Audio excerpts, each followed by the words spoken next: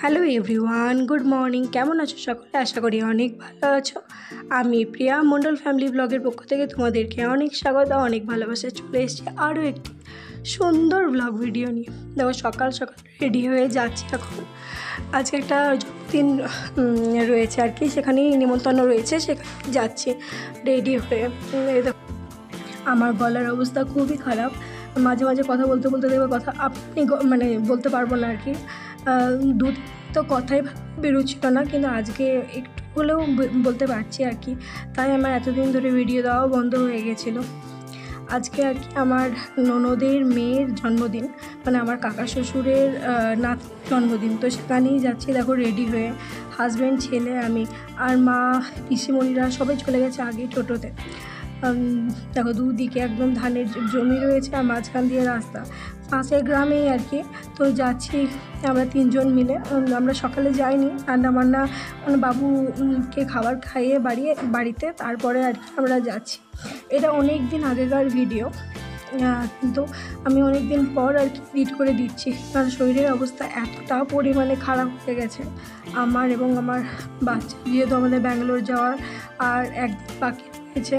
আমি ভিডিও দিতে পারছিলামই না, মানে ডাক্তার দেখিয়ে ওষুধ খাইয়ে তাও আমার ঠিক হচ্ছিল না। দেখো চলে এসেছি ননদের বাড়িতে। বাবুকে একটা ক্যাব মাথায় হচ্ছে না আর কি, গাঁটাটা পরিমাণে ছোটো।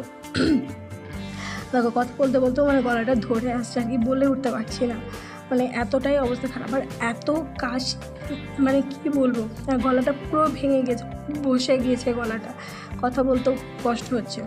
আর ওই দেখো যে এটা হলুদ রঙের আর কি ঘাগরা মতো পড়েছে, তাই হলো আমাদের বুড়ি।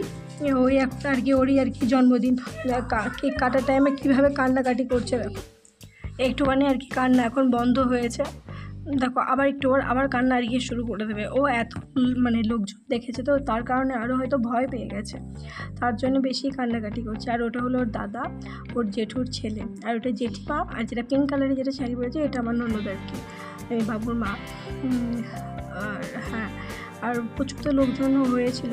আমরা অনেকটা বেলাতে এসেছি, 12টার দিকে আমরা এসেছি। আমরা এরকম বসে আছি বাইরে, কারণ ঘরের ভেতর বাবু দুষ্টুমি করছিল। কোলে দেখো বাবু শুয়ে আছে এখন, ওরা আর কি, ওর ভালো লাগছে না। এদিকে দেখো খাবার টেবিলে বসে পড়েছি।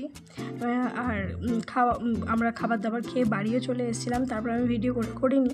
বাড়ি এসে দেখছি যে এত মাছ নিয়ে এসেছিলো, ফ্রিজ ভরা ছিল আর কি, আমি দেখিনি কখন নিয়ে এসেছিলো।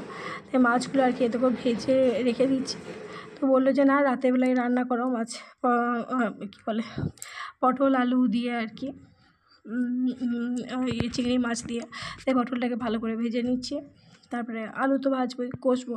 আজকে আর কি কষা কষা করে পটল চিংড়ি খাবে আর কি, তার জন্য ভালো করে আর কি কষে টষে আর কি রান্না আমার এবং আমার ছেলে দুজনেই এত পরিমাণে শরীর খারাপ, আমাকেও গ্যাস নিতে হচ্ছে, আমার ছেলেকেও গ্যাস নিতে হচ্ছে, মানে প্রচণ্ড খারাপ অবস্থা আর কি আমাদের দুজনের। মানে কথা তো আমি বলতে পারছিই না, প্রচণ্ড পরিমাণে কষ্ট হয় কথা বলতে।